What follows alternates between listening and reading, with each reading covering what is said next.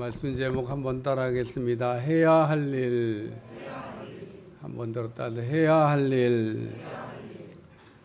노버트 쿨만이라고 하는 사람이 쓴 주님의 전도 계획이라고 하는 책에 보면 그 책에 나오는 말씀입니다. 하나님은 어떻게 일을 하시는가? 하나님은 계획 없이 일을 하시는 분이 아니고 하나님은 치밀하게 준비하시고 그리고 꼼꼼하게 일을 하시는 분이다. 하나님은 하셔야 될 일을 미리미리 이렇게 다 준비해 놓고 여호와 일에 일을 하시는 분이다. 이렇게 말씀하고 있습니다. 천지를 누가 만들었습니까? 하나님이 만드셨습니다. 인간도 누가 만들었습니까? 이것도 하나님이 만드셨습니다. 누가 우리를 부르고 있습니까? 하나님이 우리를 부르고 있습니다. 우리는 하나님이 우리를 이렇게 부르시고 있는데 이 부르심의 응답을 잘하는 여러분들이 되시기를 주여 축원합니다. 우리가 하나님의 부르심에 대해서 청종하지 않기 때문에 하나님의 부르심을 우리가 인지하지 못하고 부주의할 때가 많습니다. 엘리야는 비를 내리기 위해서 기도하는데 바다 저 끝에서 손바닥만한 구름이 떠오르는 걸 보고 하나님이 일을 하셨다고 하는 것을 알았듯이 오늘 우리의 삶에도 일어나고 있는 그런 일들을 보면서 하나님이 일하시고 있는 것을 볼 수 있도록 우리가 민감해야 된다 그런 얘기입니다. 예수님은 이렇게 제자들만 부르신 게 아니라 우리도 이렇게 부르고 있습니다. 그래서 하나님이 일하시는 방법이 8가지가 있는데 첫째는 부르시는 거고, 둘째는 임마누엘 우리와 함께 하시는 거고, 셋째는 본을 시범을 보여주시는 거고, 네 번째는 해야 될 일을 우리에게 가르쳐 주신다. 그래서 우리가 해야 될 일을 위임해 주셨다고 우리가 말씀하는데 하나님이 우리에게 해야 될 일을 위임해 주시는 것에 대해서 우리가 생각하면서 은혜를 나누려고 합니다. 하나님 우리를 부르신 후에 우리가 임마누엘 하시면서 여러 가지 시범을 보여주셨는데 그 하나님의 본을 보여주신 것은 우리 보고 그대로 따라 해보라고 우리 주님께서 보여주신 거예요. 그래서 예수님이 하신 일을 그대로 우리가 따라해보면 예수님이 하신 것처럼 우리도 할 수 있습니다. 그리고 예수님이 하신 것보다 더 큰 일도 할 수 있다는 거예요. 아멘을 안 하시네. 여러분이 예수님이 하신 그대로 여러분 따라해보면 예수님이 하신 일을 할 수도 있고 또 예수님이 하신 것보다 더 큰 일도 할 수가 있다는 겁니다. 창세기 12장에 보면은 갈대아 우르에 살고 있던 아브라함을 하나님이 부르셨는데 왜 부르셨냐? 부르신 이유는 고쳐서 쓰시려고. 우리가 이게 온전하지 못한데 하나님께서 온전하게 고쳐갖고 쓰시려고 부르신 거고 복을 주시려고 부르셨다고 하는 것을 우리가 알 수가 있습니다. 예수님은 예루살렘에 입성하실 때 나귀 새끼가 필요했는데 제자들을 건너편 마을로 보내시면서 가보면은 메인 나귀와 나귀 새끼가 있는데 풀어서 끌고 오라 그랬습니다. 그래서 제자들이 정말 건너편 마을로 가보니까 메인 나귀와 나귀 새끼가 있어서 풀어서 끌고 왔는데 예수님께서 우리를 부르시고 쓰시려고 할 때 메인 나귀와 나귀 새끼를 이렇게 풀어주셨듯이 오늘 우리 주님께서 우리를 쓰시려고 할 때 먼저 풀어가지고 온전하게 만들어서 쓰시는 줄로 믿습니다. 그리고 예수님은 우리와 임마누엘 하신다는 거예요. 우리하고 늘 동행하시는. 아브라함을 부르신 다음에 하신 말씀이 내가 어디를 가든지 내가 너와 함께 하리라. 임마누엘을 약속하셨습니다. 창세기 21장 22절에 보면 그때 아비멜렉과 그 군대 장관 비골이 아브라함에게 말하기를 내가 무슨 일을 하든지 하나님이 너와 함께 하시는도다. 하나님이 아브라함과 함께 하는 것을 이방인이었던 이 아비멜렉과 그의 군대 장관 비골이 보고 알았다 이런 말씀입니다.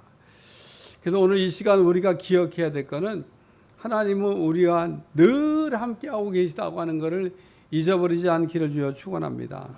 하나님은 아브라함, 이삭, 야곱, 요셉, 모세, 혹은 뭐 다윗 같은 분들만 임마누엘 하시고 나와는 아닐 거야 이런 생각하시면 안 됩니다.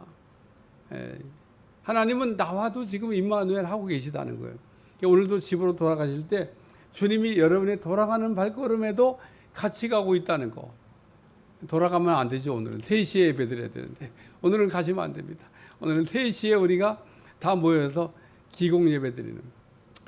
그래서 우리 주님은 항상 우리와 함께하고 있다는 것을 기억하시길 주여 축원합니다. 그래서 마태복음 10장을 여러분 읽어보시면 예수님께서 제자들에게 그 해야 될 일을 위임하신 말씀이 나오는데, 위임이라고 하는 것은 예수님께서 우리에게 본을 보여주시고 그대로 따라하라고, 우리 그대로 해보라고 시키는 일을 이게 말씀합니다. 우리는 그래서 예수님에게 해야 될 일을 위임받은 사람이다 그런 얘기입니다. 우리가 그 어떻게 하면 행복하냐? 우리의 행복은 우리가 있어야 될 자리에서 우리가 해야 될 일을 하는 거가 행복입니다. 사람들이 자리 선택을 잘못하면요 불행해져요. 내가 있어야 될 자리가 어딘가. 저는 그 축구를 이렇게 보고 있으면 세계적으로 이게 유명하다 이런 분들 오면, 아니 금방 안 보이다가 언제 쏜살같이 나타나고 공을 탁 넣는 거예요. 근데 좀 못하는 선수는 꼭 보면요 공이 올 땐 딴 데가 있어. 그러니까 그 자리 선택을 잘하는 거죠. 왜 그거 물어보면요 딱 공이 올 때를 알고 거기가 딱 기다리는 거예요. 공이 글로 옵니다. 거기다 넣는 거예요. 그처럼 오늘 우리가 내가 있어야 될 자리에서 내가 해야 될 일을 잘 감당하면 사는 게 행복인 줄로 믿습니다. 마태복음 25장에 보면 달란트의 비유가 나오는데 그 칭찬받았던 종들이 나옵니다. 근데 이 칭찬을 할 때 내가 적은 일에 충성함에 그 내가 내게 많은 것을 맡기겠다 그러면서 그 칭찬합니다. 그러니까 우리가 하나님의 일을 이렇게 생각할 때 막 큰 일을 해야 칭찬받는 줄 생각하지만, 하나님이 우리에게 처음 맡겨주는 일은 항상 적은 일이기 때문에 내게 맡겨준 그 작은 일에 우리가 충성할 때 하나님 우리를 믿고 큰 일도 맡겨주시고 크게 쓰임받는 역사도 임하게 될 줄로 믿습니다. 그래서 교회 안에서는 항상 보면 그 작은 봉사를 우리가 맡아서 우리가 하게 되는데, 그런 작은 봉사를 우리가 할 때에도 우리가 최선을 다해서 하면 거기에 행복이 있고 하나님께서 그런 사람을 들어 쓰신다고 하는 말씀입니다. 그래서 오늘 이 시간에는 우리를 믿고 맡겨주신 그 일들에 대해서 우리가 해야 될 일이 뭐냐 이걸 생각하면서 은혜 나누려고 그러는데, 첫 번째는 따라 갈급한 자를 찾아라. 따라 갈급한 자를 찾아라. 마태복음 10장 5절에서 다 같이 읽어봐요. 시작. 예수께서 이 12를 내보내시며 명하여 이르시되 이방인의 길로도 가지 말고 사마리아의 고을에도 들어가지 말고 오히려 이스라엘의 집에 잃어버린 양에게로 가라. 예수님께서 제자들을 둘씩 짝지어 보내시면서 너희가 먼저 누구를 만나야 될지를 말씀해 주신 내용입니다. 우리가 그 고구마를 익힐 때 어떻게 익히는가 하면, 이제 고구마를 이렇게 넣고 익히다가 익었겠지 뭐 그런 때 되면 뚜껑을 딱 열고 젓가락으로 푹 찔러보는 거예요. 근데 젓가락이 다 안 들어가잖아요. 아직 덜 익었네. 그러면 뚜껑 다시 닫아놓고 계속 익히는 겁니다. 우리가 전도할 때 고구마를 익히는 것처럼 젓가락으로 한번 찔러보는 거예요. 여러분의 그 좀 속숨 떼기고 안 나오는 남편들 있잖아요.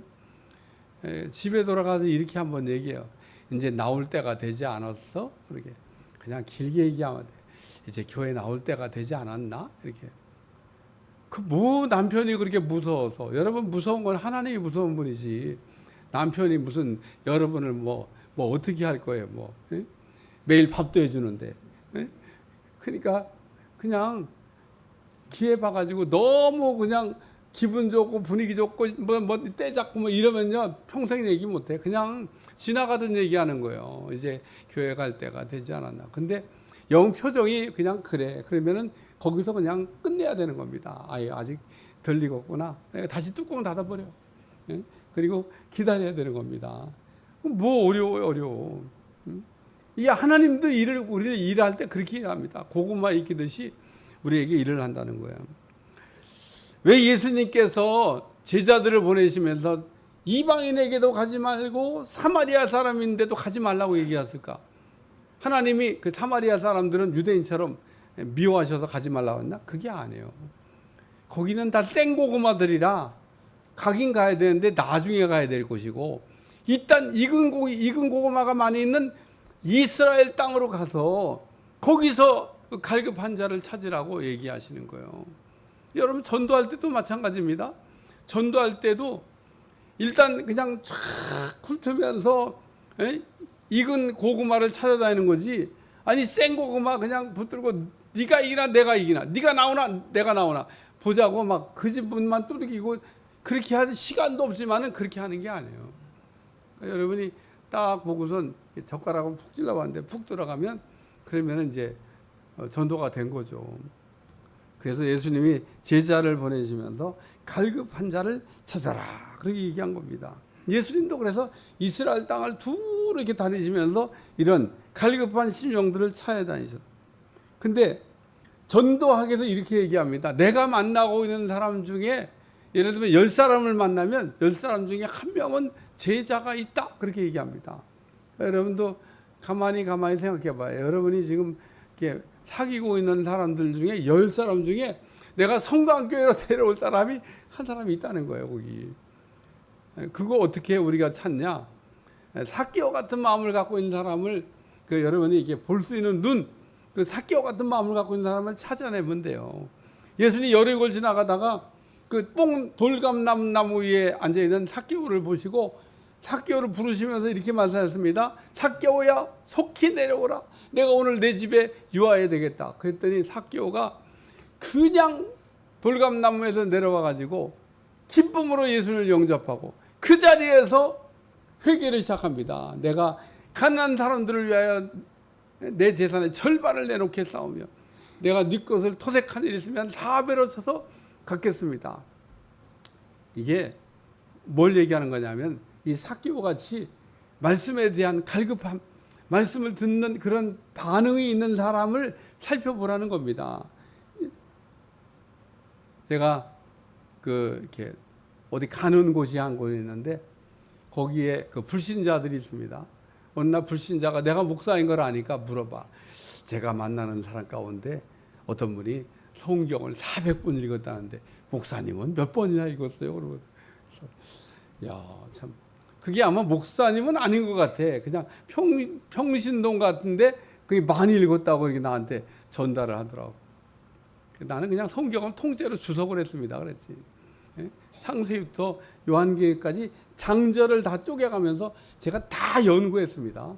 66권을 다 연구했습니다. 성경이 있는 것보다 66권 연구하는 게 더 어려워요. 그때 더 이상 나한테 안 물어보더라고. 성경 연구를 다 끝냈다는데 뭐 66권. 그래서 우리가 어떤 사람을 이렇게 만나면 다양한 우리가 이야기를 하는데 말씀에 이렇게 갈급해하는 사람이 있습니다. 그 사람을 여러분들이 전도하시길 주여 축원합니다. 그래서 이 삭개오 같은 심령을 가진 사람이 제자다 그런 얘기입니다. 그리고 이렇게 이제 갈급한 심령을 찾았으면 절대로 하지 말아야 될 게 뭐냐면 성경 공부시키면 안 된다는 거예요. 기껏 전도해가지고 막 무슨 성경이 이렇게 됐다고 성경 공부하자 그러면은 양육이 안 돼. 예수님은 양육하라고 그랬지 성경 공부 시키라고 얘기하지 않았거든. 성경 공부 열심히 하고 교만해진 사람이 성경에 보면 바리새인입니다. 바리새인이 성경을 몰라서 교만해진 게 아니에요. 성경 공부하다 그렇게 된 겁니다. 오늘 우리가 어떤 갈급한 심령을 잘 전도했다 그러면 여러분이 지극정성으로 잘 돌보면 된다는 거예요. 말씀도 너무 어려운 얘기하면 안 돼. 젖을 먹여야 돼. 그리고 또 이게 뭔가 죄를 지면 자꾸 닦아줘야 돼. 그리고 또 어디 또 아프다고 들어놓으면 잘 돌봐서 치유해줘야 돼. 어린아이를 키우는 거와 똑같은 겁니다. 어린아이 키울 때 젖잘 먹이고 기저귀 갈아주고 아프면 이게 병원 데리고 다니면은 아이가 무럭무럭 자라가지고 이제 자녀가 자라게 되잖아요. 그러니까 우리가 갈급한 심령을 우리가 만났으면 그 심령을 잘 돌봐서 그래서 그 어린 양이 잘 성장할 수 있도록 하는 거 중요하다는 겁니다. 두 번째는 복음의 씨를 뿌려라. 마태복음 10장 7절 다 같이 읽어봐요. 시작. 가면서 전파해 말하되 천국이 가까이 왔다. 우리가 잃은 양을 찾으면 천국이 가까웠다고 복음을 전하라는 겁니다. 한마디로 우리가 해야 될 일은 복음의 씨를 뿌리는 거라는 거예요.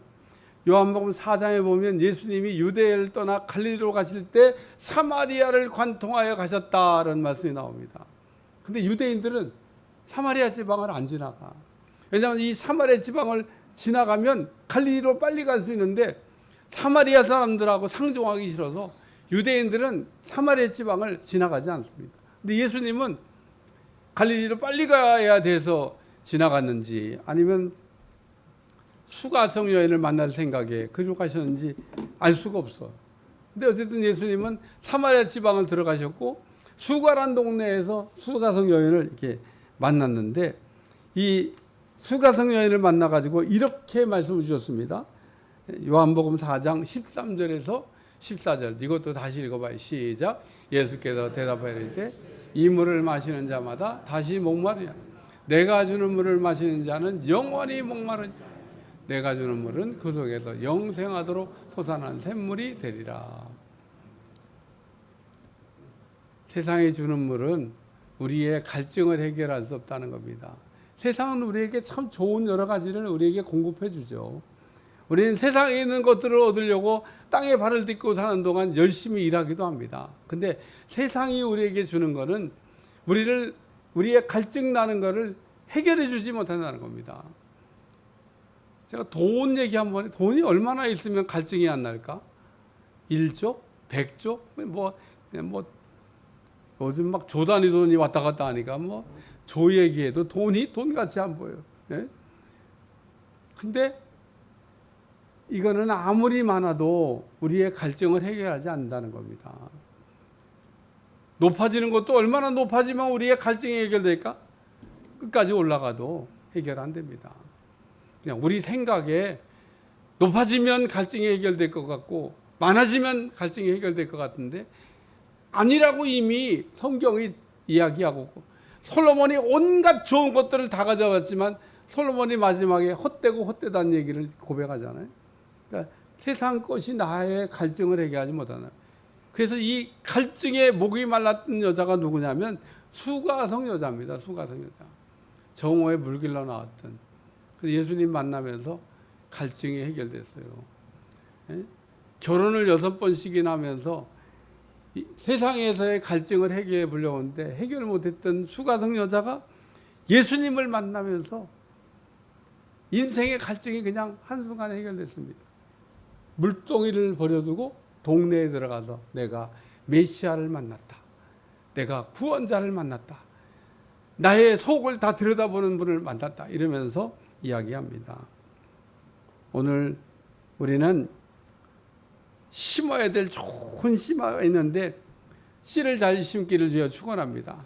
씨가 3종류가 있습니다. 하나는 좋은 씨, 또 하나는 나쁜 씨, 세 번째는 병든 씨.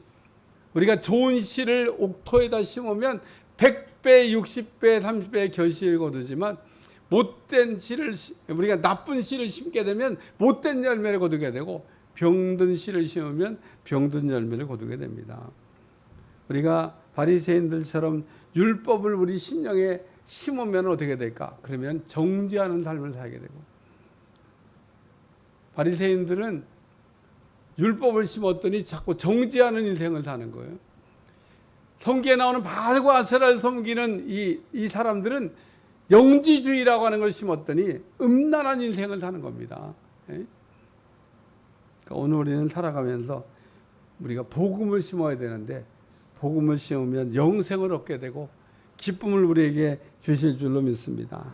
그래서 우리가 어떤 씨를 심고 어떻게 사느냐가 굉장히 중요한데 우리가 그 만나는 사람마다 복음의 씨를 뿌리셔야 된다는 거예요.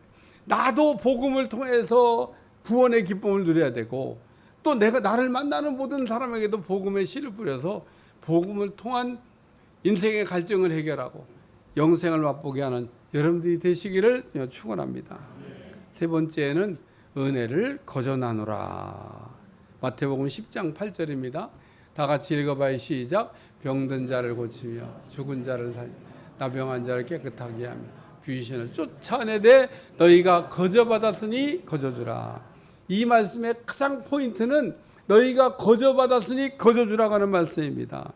예수님은 제자들에게 귀신을 쫓을 수 있는 권능, 병자를 고칠 수 있는 권능, 이런 능력을 이렇게 부어주시면서 거저 받았으니까 거저 나눠주라는 겁니다. 돈 받고 그거 자꾸 나눌 생각하지 말라고 얘기하시는 겁니다. 사도행전 8장 16절에 보면 사마리아에서 베드로와 요한이 복음을 전했는데 성령 세례를 베푸는 걸 보고 야, 나도 저 성령 세례 베푸는 기술을 터득하면은 그러면 돈 꽤 벌 게다. 그래서 시몬이라는 사람이 돈은 얼마든지 줄 테니까 그 성령 세례 베푸는 기술을 나한테 전수해 달라 그래요. 그러니까 네가 하나님의 선물을 돈을 주고 사고 파는 건지 알았냐 그러면 저주를 받을지어다. 그 시몬의 생각이 잘못됐다는 거죠. 하나님께 우리가 받아야 되는 거를 나누는데 순수하게 나눌 생각을 안 하고 돈이나 벌 생각이라. 오늘 우리가 하나님 앞에 많은 은혜를 받았을 때 그 은혜를 거저 받았으니까 거저 나누는 여러분들이 되시기를 축원합니다. 예수님은 전도 다닐 때도 두 벌의 옷도 가지 말고 신발도 갖지 말고 지팡이도 들고 다니지 말 것을 얘기하셨습니다. 왜 그러셨을까? 하나님을 전폭적으로 의지하라는 겁니다. 사람이나 환경을 보지 말고 하나님을 전폭적으로 의지하면 하나님께서 너의 필요한 모든 것을 넉넉하게 채워줄 거라고 하는 이야기를 말씀하고 있습니다. 우리가 가령 돈이 많이 있다고 생각을 해보세요. 이런 사람이 기도할까요, 안 할까요? 기도할 게 뭐 있어요? 돈이 잔뜩 있는데. 돈이 그래서 너무 많은 것도 제가 볼 땐 그렇게 유쾌한 게 아니야. 왜냐하면 돈이 너무 많으면 기도 안 해도 되는데 이런 생각하지 않겠어요? 우리 통장에 돈이 넉넉하게 있는 한 기도하지 않을 수도 있습니다. 왜냐하면 하나님보다도 통장을 믿고 살기 때문에. 우리는 믿는 게 너무 많아요. 뭘 믿냐가 굉장히 중요한데 오늘 우리는 통장이 넉넉하게 있어도 나는 항상 부족합니다. 나는 그냥 이렇게 하나님이 없이는 살 수가 없습니다. 이런 고백을 하면 부족하지 않은 인생을 살게 될 줄로 믿습니다.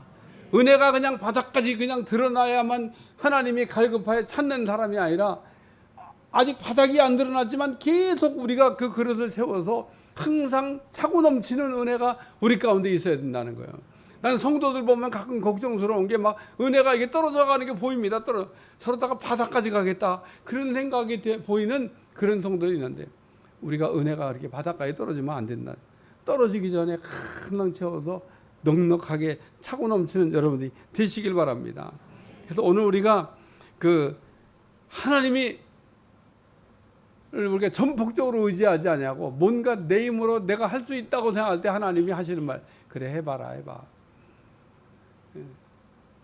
결국은 안 되는 걸 결론 내고 하나님 앞에 오지 말고 처음부터 하나님을 의지하는 여러분들이 되시길 주여 축원합니다. 마가복음 3장 13절 15절 이것도 다 같이 읽습니다. 시작. 또 산에 오르사 자기가 원하는 자를 부르시니 나온지라. 이에 12를 세우셨으니 이는 자기와 함께 있게 하시고 또 보내사 전도도 하며 귀신을 내쫓는 권능도 갖게 하려 하심이라. 하나님께서 우리에게 귀신 쫓는 권능, 병자를 고치는 권능, 약한 자를 고치는 권능 이렇게 다 주셨는데 왜 주셨냐? 나누라고 주신 거라는 거예요. 그리고 거저 받았으니까 거저 나누라고 하는 겁니다. 그거 가지고 무슨 돈벌이 할 생각 하지 말라고 얘기를 하고 있습니다. 그래서 오늘 우리는 하나님 앞에 은혜를 받았으면 그 받은 바 은혜를 잘 나눠가는 여러분들이 되시기를 주여 축원합니다. 결론적인 말씀은 우리가 해야 될 일이 뭐냐? 내 주변에 갈급한 자가 있다는 겁니다. 정말 인생의 목이 말라서 어떻게 할 수 없는 그런 사람이 한 사람쯤 있다는 겁니다. 잘 쳐다보면요, 있습니다. 여러분이 그런 사람에게 복음을 얘기하면요, 그냥 얼마나 그냥 그 복음에 대해서 갈급한지, 복음의 씨만 뿌리면 복음의 결실을 거두게 될 줄로 믿습니다. 그리고 하나님 나한테 은혜를 주신 거는 나누라고 주신 거기 때문에, 나누면 내 은혜가 훨씬 더 은혜로워지지만, 은혜를 우리가 나눌 줄 모르기 때문에 내게 있는 은혜가 자꾸 소멸되는 겁니다. 내게 작은 은혜를 주셨더라도 그 은혜를 간증하고 그 은혜를 이야기하고 그 은혜를 우리가 증거할 때 우리 주님께서 그런 사람에게 더 큰 은혜를 주실 줄로 믿습니다. 기도하겠습니다. 하나님, 우리가 땅에서 맡겨진 일을 잘 감당하게 도와주시고 해야 될 일을 잘하는 종들이 되게 하여 주옵소서. 예수님의 이름으로 기도합나이다. 아멘.